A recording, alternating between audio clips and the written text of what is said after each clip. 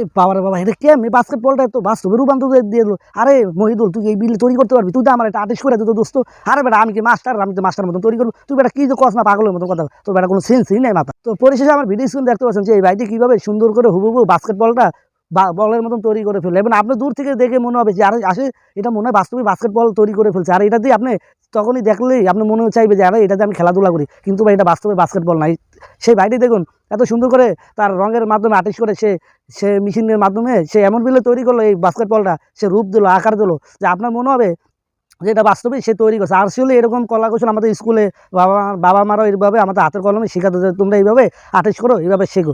তো আমরা ওইভাবে আমরা বানাতাম, কিন্তু বাস্তবে রূপান্তরিত দিতে পারতাম না। আসলে ওনারা কীভাবে তৈরি করে, আসলে এটা আপনার অনেকদিন শিখতে হবে, মানে আপনি সময় দিতে হবে এটার পিছন। তারপরে আপনি ছবিটা বাস্তবের মতন, যে আমরা যে ছবিগুলো তৈরি করে বিভিন্ন টেলিভিশন বিভিন্ন যে ছবিগুলো বাস্তবে রূপান্তরিত করে তুলে, যে মনে হবে কি বাস্তবে মারামারি করে, ঠিক সেম এরকমই যে ছবিগুলো এমন বিলে তৈরি করতেছে কি সুন্দর করে। আপনি জাস্ট খালি দেখুন যে এত সুন্দর করে তৈরি করতেছে, মনে হবে বাস্তবে সে তৈরি করলো। আসলে এটা না দেখলে আপনি বুঝতেই পারবেন না। তারা এইভাবেই তারা জাদুঘরের মাধ্যমে, হাতের মাধ্যমে, কলা কৌশলের মাধ্যমে তারা এইভাবে বহির্গতা প্রকাশ করে এবং